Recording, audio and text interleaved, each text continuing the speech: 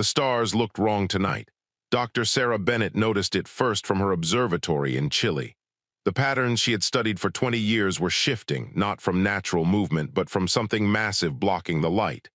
Within hours, every telescope on Earth confirmed the same terrifying truth. Ships, hundreds of them, and they were coming closer.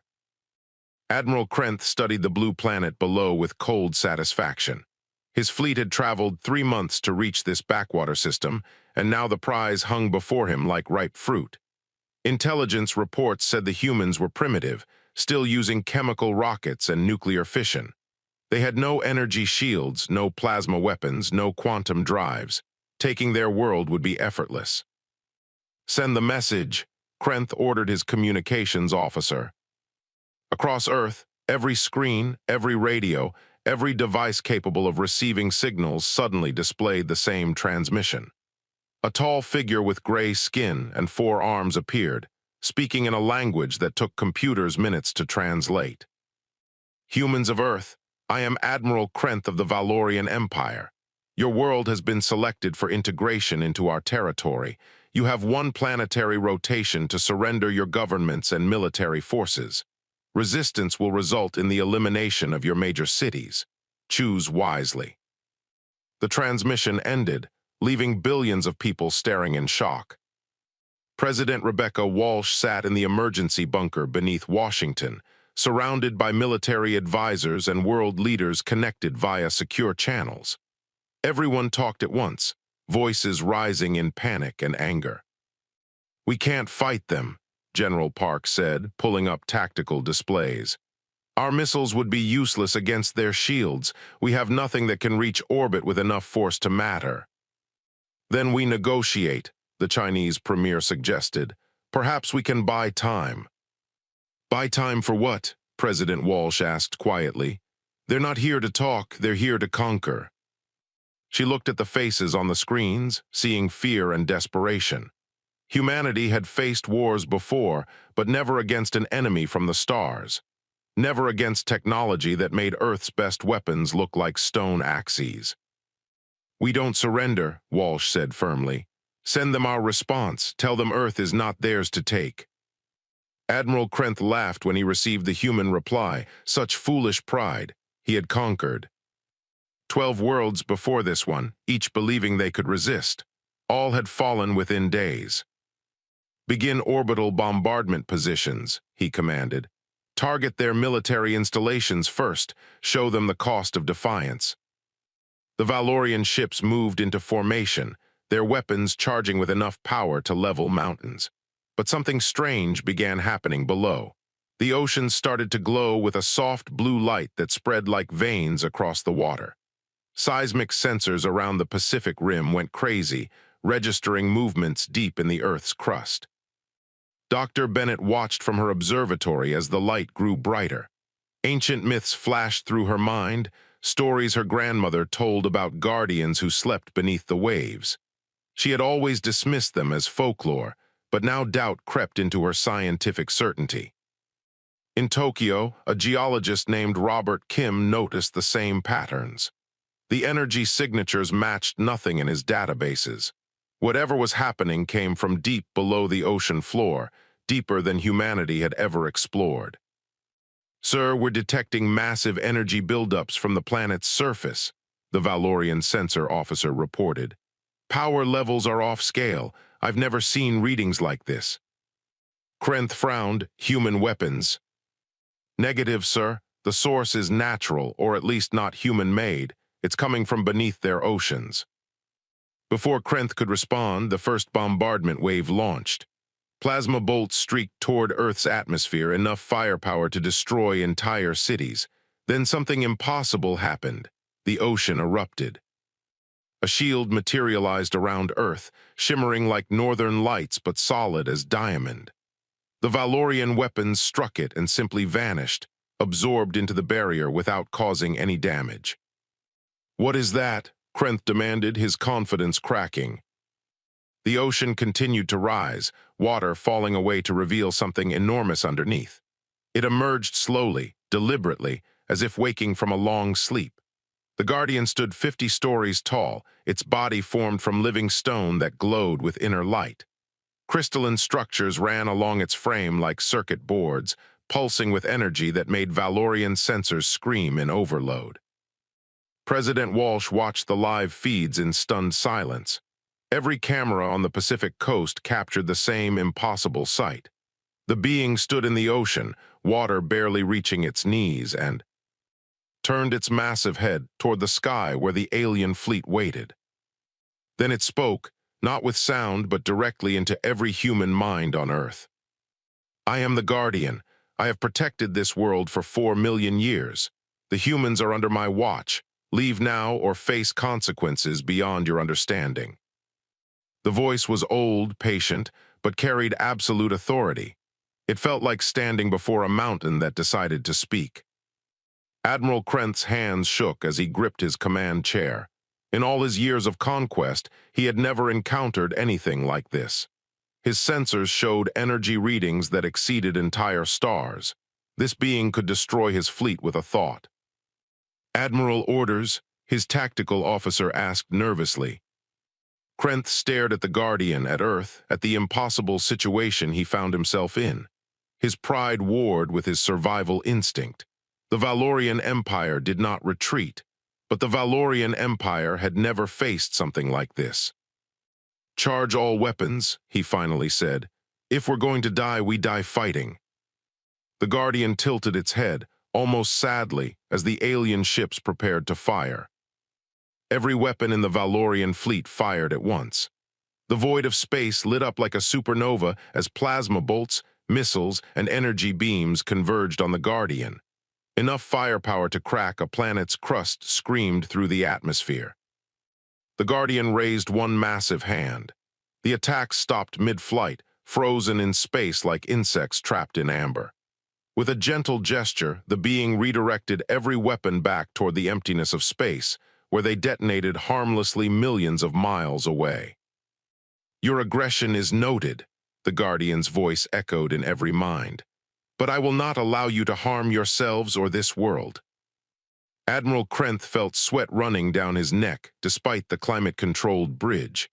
His finest weapons had been brushed aside like toys. Whatever this creature was, it operated on a level of power the Valorian Empire had never documented. Down on Earth, Dr. Bennett abandoned her telescope and pulled up every piece of historical data she could find.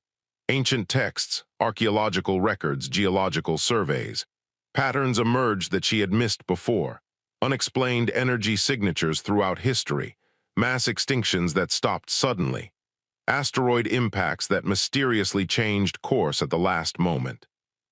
"It's been here the whole time," she whispered to herself, "protecting us, watching over us." President Walsh received reports from around the world. The Guardian's emergence had triggered responses from ancient sites everywhere. Stone circles in England hummed with energy. Pyramids in Egypt glowed faintly. Temple complexes in Cambodia showed heat signatures. Humanity had built monuments to something they didn't understand, marking the places where the Guardian's power ran strongest. "Get me a channel to that thing," Walsh ordered. "If it can speak in our minds, maybe we can speak back." Scientists worked frantically, trying every frequency, every method of communication they knew. Finally, a young technician named Daniel Ross had an idea. If the Guardian spoke telepathically, maybe they needed to think their response, not transmit it. President Walsh stood before the cameras, focusing her thoughts with every ounce of concentration she possessed. "Guardian, we hear you. We don't understand what you are, but we're grateful for your protection. Please help us understand." The response came immediately, warm and patient like a teacher addressing a student. "I will show you." Images flooded into human consciousness worldwide.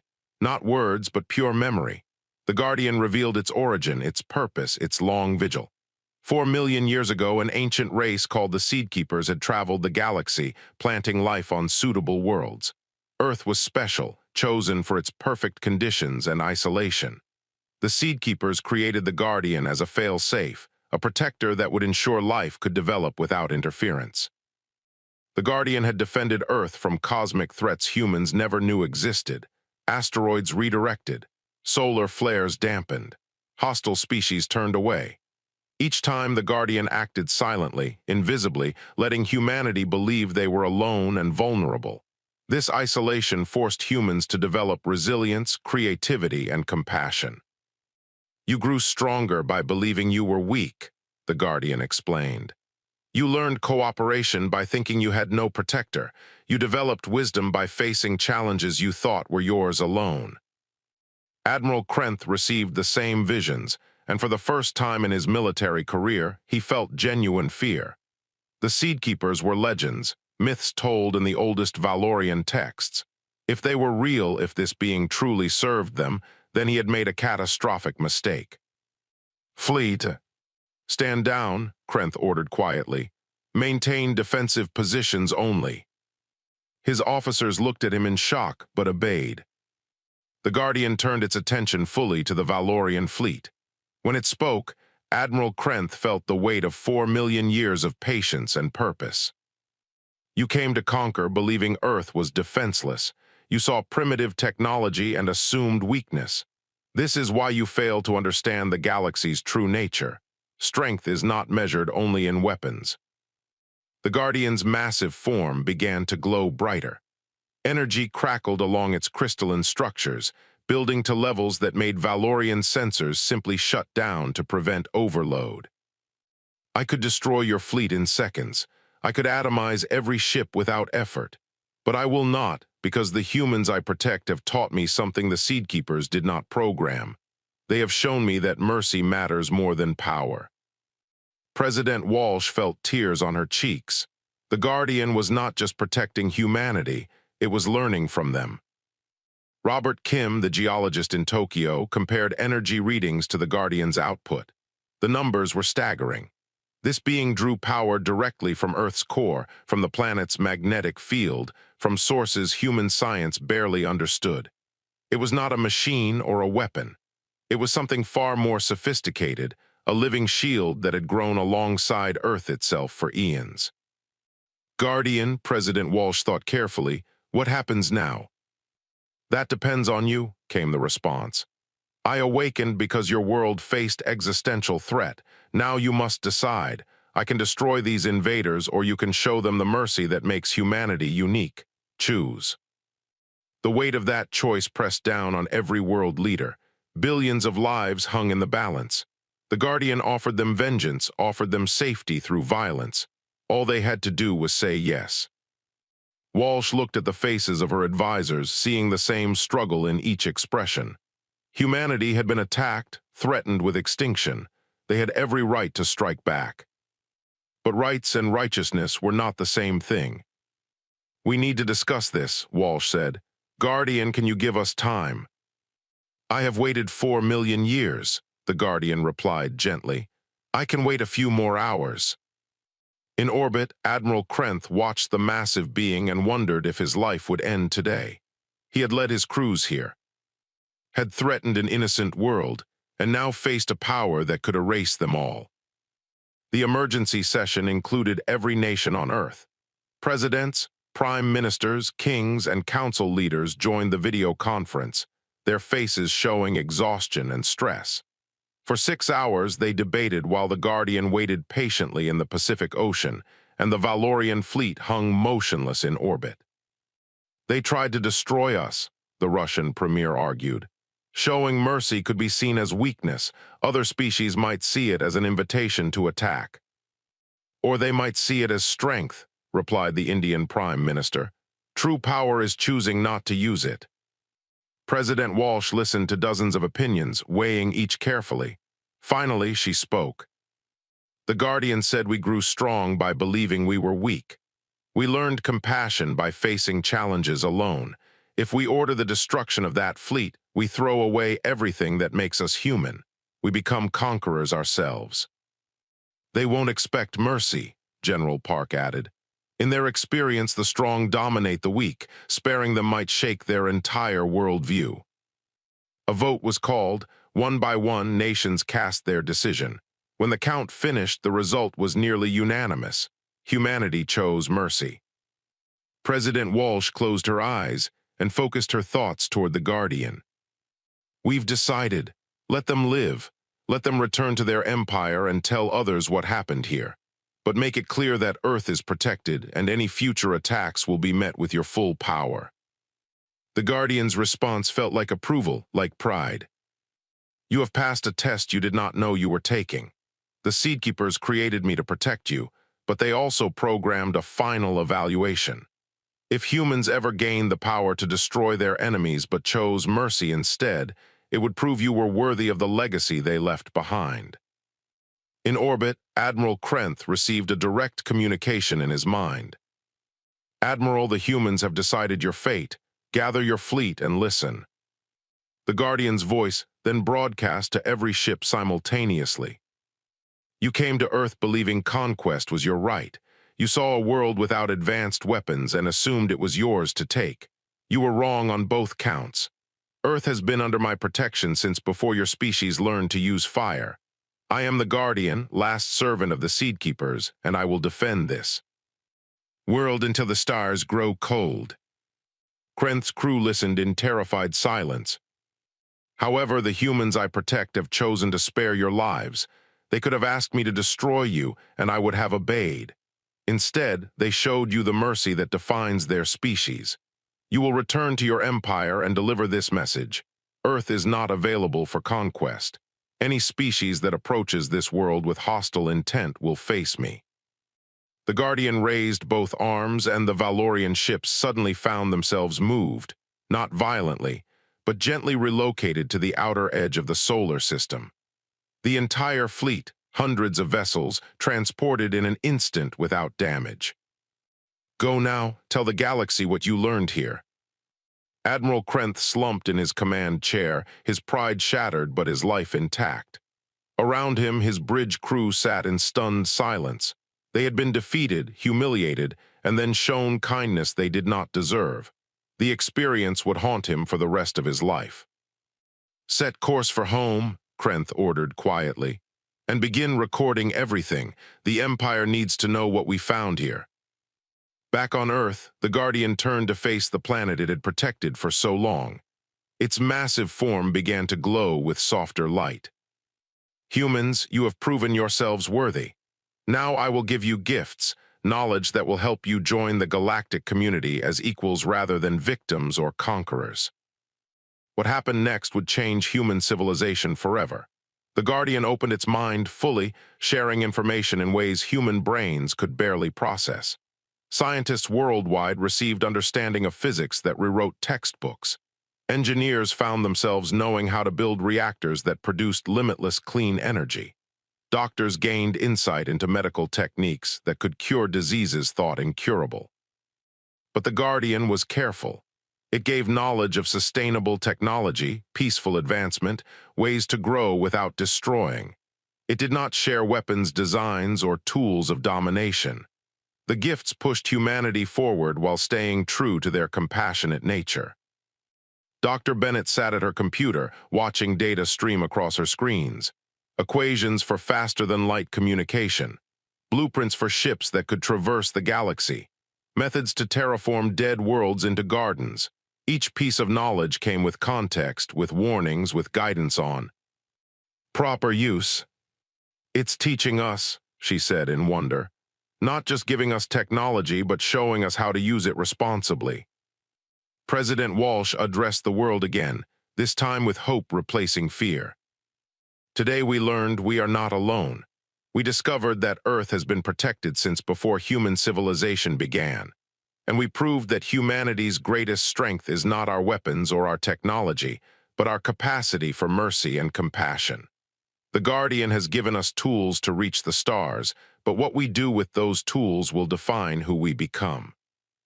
The Guardian began to sink back into the ocean, its purpose fulfilled for now. I return to my rest.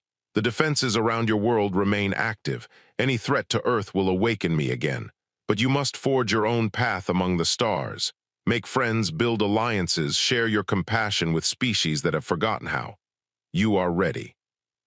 As the massive being descended beneath the waves, humanity watched in awe and gratitude. The glowing patterns in the ocean faded slowly, but everyone knew the Guardian was still there, still watching, still protecting. In the days that followed, world governments began working together like never before. The threat from above had unified Earth in ways diplomacy never could. Scientists collaborated across borders, sharing the knowledge the Guardian had provided. Plans were drawn up for humanity's first true starships, vessels that would carry humans to distant worlds not as conquerors, but as explorers. And far away, traveling back to the Valorian Empire, Admiral Krenth wrote his report and wondered how the galaxy would change when they learned the truth about Earth. 3 months later, the Valorian flagship limped into home port. The journey back had been silent, heavy with the weight of failure and revelation. Admiral Krenth stood before the High Council, 7 ancient Valorians who had ruled the Empire for centuries. Their faces showed no emotion as he delivered his report. Earth is protected by a Seedkeeper Guardian. Our fleet was rendered helpless. The humans spared us when they could have destroyed us. I recommend we classify Earth as a forbidden system and warn all Valorian ships to avoid it. The council chambers erupted in shocked whispers.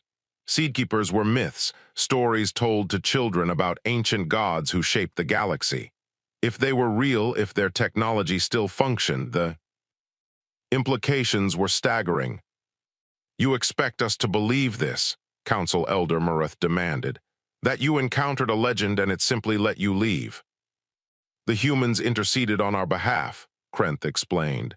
"They chose mercy over vengeance. It was unlike anything in our military experience." He played the recordings for the council, showing the Guardian's emergence, its casual dismissal of Valorian weapons, its overwhelming power. The council members watched in silence, their skepticism gradually turning to concern. "This changes everything," another elder whispered. "If one Guardian exists, there might be others, protecting other worlds."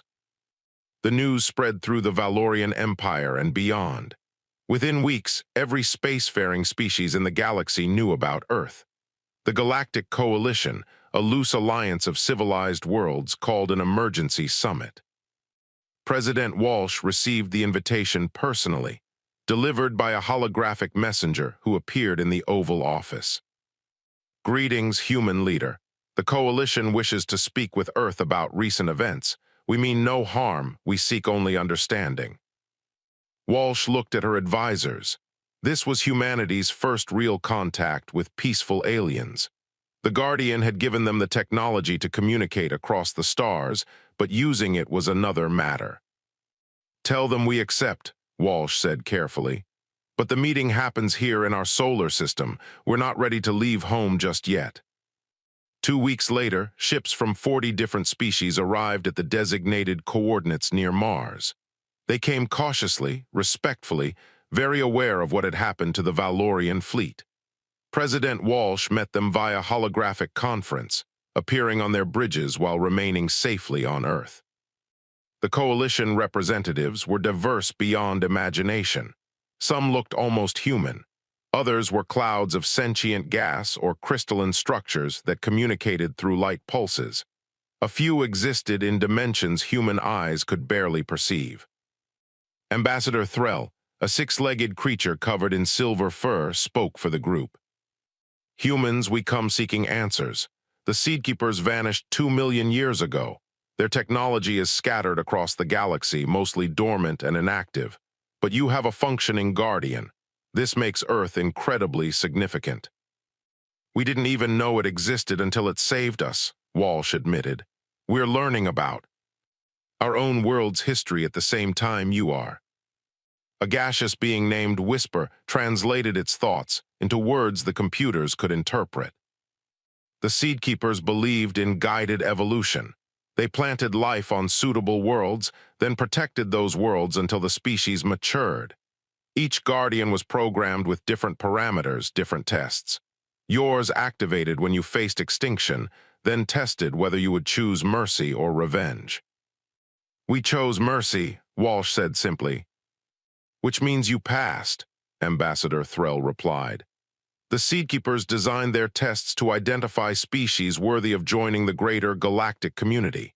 You humans are young, incredibly young compared to most of us, but you've been certified by ancient standards higher than any government or coalition. Dr. Bennett sat in on the meeting, taking notes frantically. Every word these aliens spoke opened new questions about human origins, about Earth's place in the cosmos. "How many other protected worlds exist?" she asked. The coalition representatives looked at each other uncertainly. "We know of 3 others," Whisper answered. "But their guardians never activated. The species there developed space travel without ever facing extinction events. They never learned if they passed the Seedkeeper tests."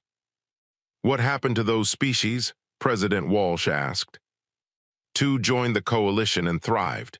1 became conquerors and eventually destroyed themselves in civil war. The tests matter, Human Walsh. They reveal character.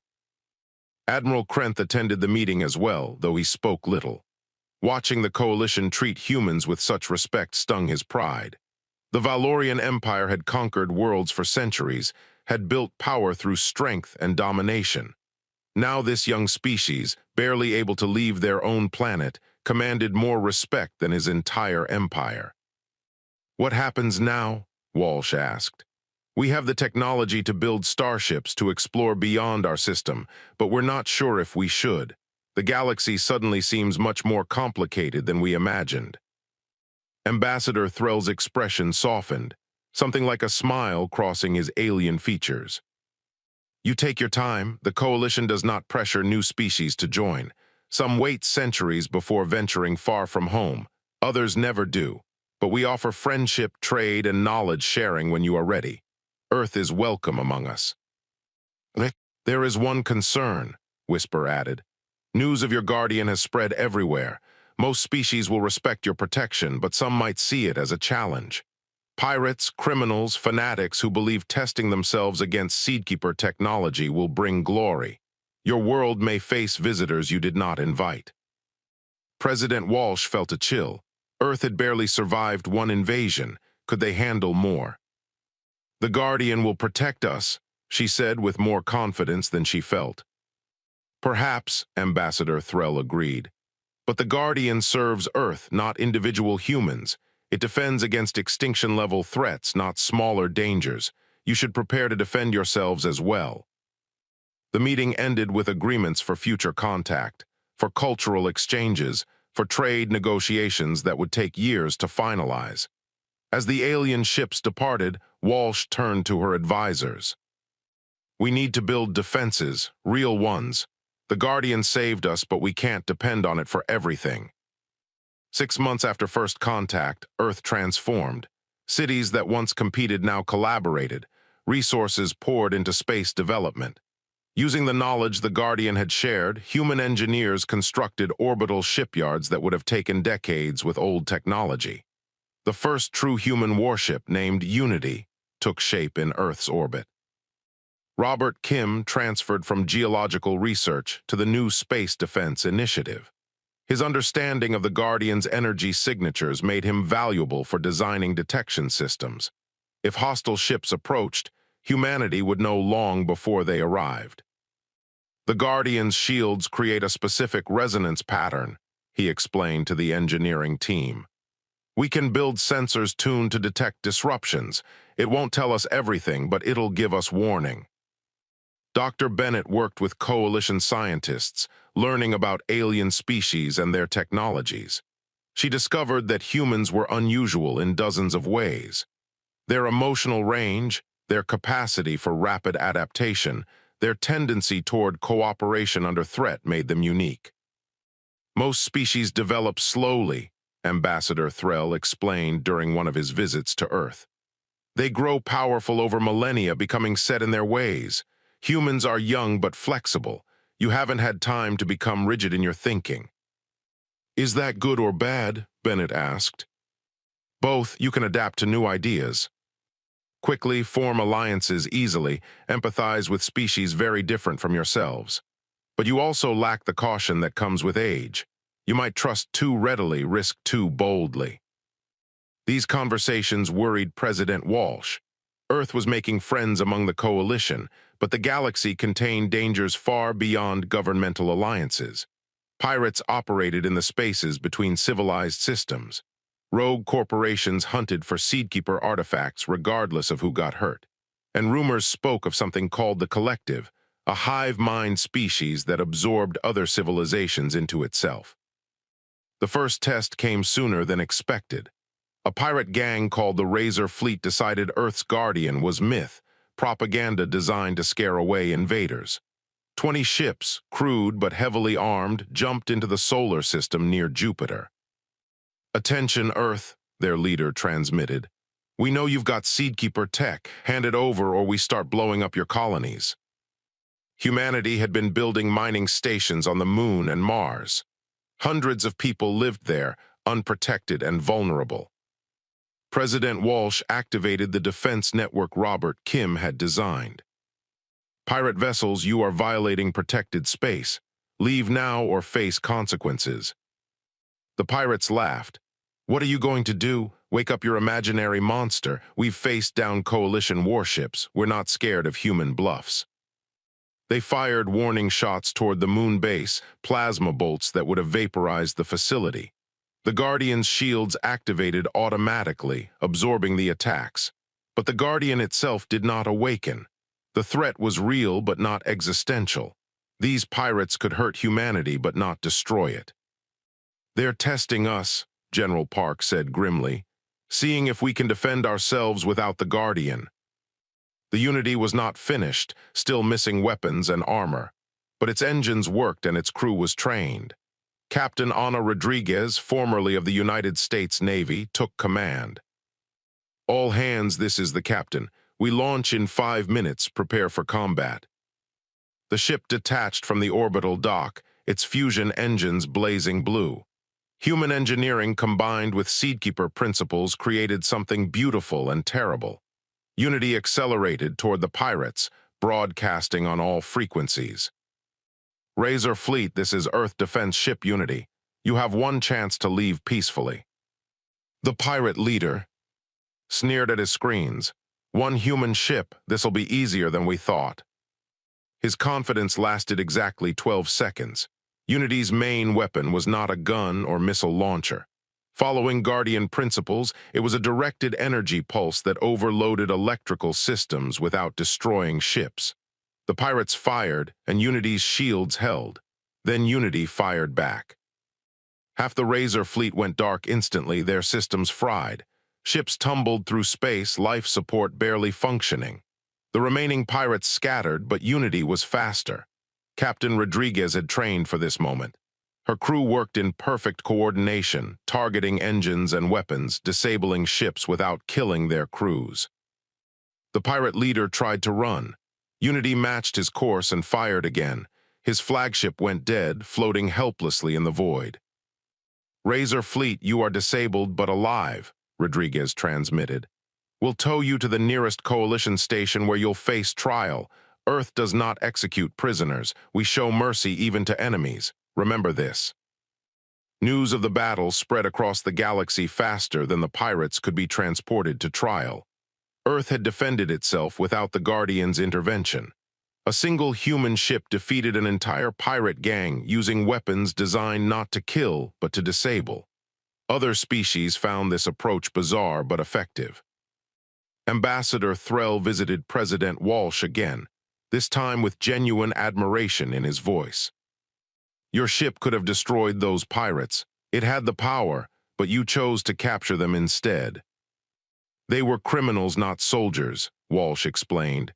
"They deserve justice, not death. The Guardian taught us that mercy matters. Most species would have killed them as a warning to others." "We are not most species." Admiral Krenth watched the battle recordings from his office in the Valorian capital. The human ship moved with confidence and precision.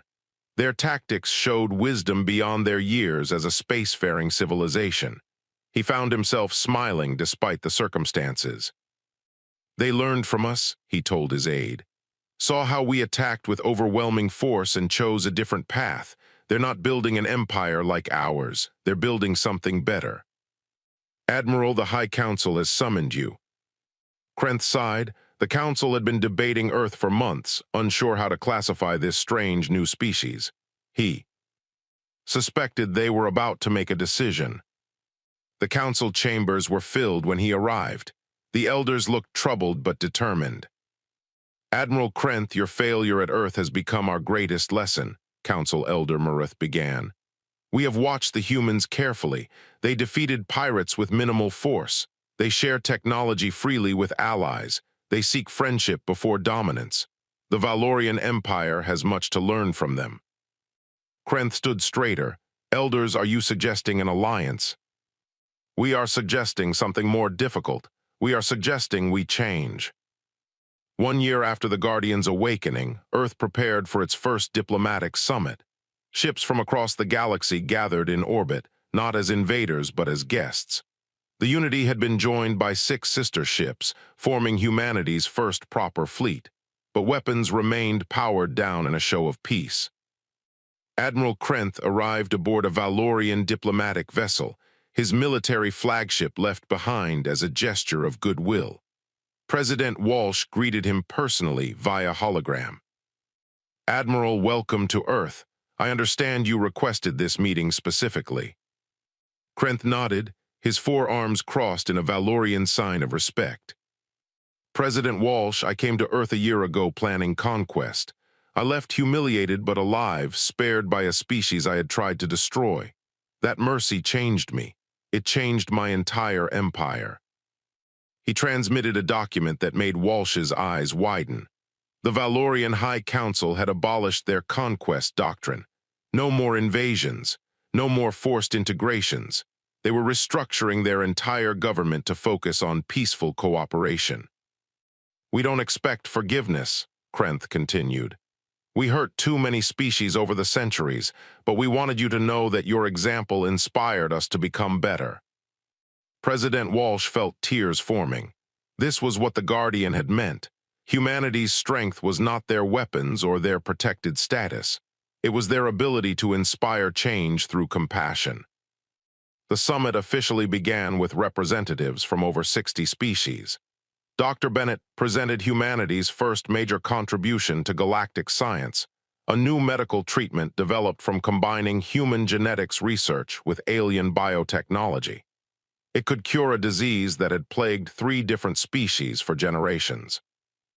We share this freely, Bennett announced. No patents, no. Trade restrictions. Healing should not be a commodity. The coalition members responded with stunned appreciation. Most species hoarded their discoveries, trading them for advantage. Humans were giving away something priceless. Ambassador Threll approached Walsh during a break in the proceedings. Your people continue to surprise us. Every species develops differently, but humans seem determined to define yourselves through generosity. The Guardian protected us for 4 million years, Walsh replied. It gave us the chance to grow without fear of extinction. The least we can do is help others the same way. Speaking of the Guardian, we detected unusual readings from Earth's Pacific Ocean. Is everything all right? Walsh smiled. Actually, something wonderful happened. Let me show you. She transmitted sensor data from the previous week. The Guardian had stirred briefly, not to defend against threat, but to communicate directly with human scientists. It shared more knowledge, this time about sustainable energy and environmental restoration. Earth's climate problems, pollution issues, resource depletion, all had solutions now. The Guardian is teaching us, Walsh explained. Not just protecting us but guiding us. It seems pleased with humanity's progress. In the Pacific Ocean, deep below the surface, the Guardian rested but remained aware. It monitored every ship in orbit, every conversation at the summit. Humanity was exceeding the Seedkeeper's expectations. They had taken gifts of technology and used them wisely. They had faced threats and chosen mercy. They were becoming exactly what the ancient race had hoped for. The summit concluded with the formation of new alliances. Earth joined the Galactic Coalition officially, granted full membership despite being barely a year into space travel. The vote was unanimous. But the greatest moment came from an unexpected source. A species called the Architects, known for their xenophobia and isolation, requested a private meeting with President Walsh. Their representative, a being of pure light named Loomis, spoke with obvious difficulty. "Humans, we have watched you carefully. Our species was tested by a guardian 5 million years ago. We failed. We chose vengeance over mercy, and our guardian went dormant permanently. We have regretted that choice ever since." Walsh listened with growing understanding. "You came here seeking a second chance." "We came seeking hope. If humans can pass the test, perhaps redemption is possible for others. Your example shows that failure is not permanent." President Walsh thought carefully about her response. The weight of representing humanity, of speaking for an entire species, pressed down on her. But she knew what to say. "Everyone deserves a chance to change. The Valorian Empire is transforming itself. Pirates who attacked us are being rehabilitated instead of executed. If ancient mistakes can be forgiven, then work with us. Help us build a galaxy where compassion matters more than conquest." Loomis brightened visibly, light pulsing with what might have been emotion. "Thank you. We will try to earn this opportunity." As the summit ended and ships departed, Earth settled into its new role as a galactic citizen. Schools began teaching alien languages. Universities offered programs in xenobiology and interstellar diplomacy. Children who grew up thinking humans were alone in the universe now dreamed of exploring distant worlds and making alien friends. Robert Kim continued his research, finding new ways to understand the Guardian's technology. Dr. Bennett led cultural exchange programs. Captain Rodriguez commanded humanity's growing defense fleet, protecting not just Earth but trade routes threatened by criminals. And Admiral Krenth, once a conqueror, became Earth's most vocal advocate in the Valorian Empire. He traveled to conquered worlds his people had hurt, offering apologies and reparations. The work would take generations, but it had begun. President Walsh stood in the Oval Office late one night, looking at the stars through her window. Somewhere out there, the Guardian watched over Earth, patient and eternal. Somewhere else, species who heard about humanity's choice were reconsidering their own paths. A communication came through her private channel, the Guardian itself speaking directly to her mind. "You have done well, human leader. The Seedkeepers created me to protect Earth until its people were ready to protect themselves and others. That day has arrived. I will always defend against extinction, but your species no longer needs constant watching. You have graduated." Walsh felt pride and humility in equal measure. "Thank you, Guardian. We'll try to honor the trust you and the Seedkeepers placed in us." "You already have. Now go forward and teach other species what you have learned. Show them that the strongest civilizations are built not on weapons, but on compassion. This is humanity's true purpose among the stars." The communication ended, leaving Walsh alone with her thoughts and the infinite possibilities ahead.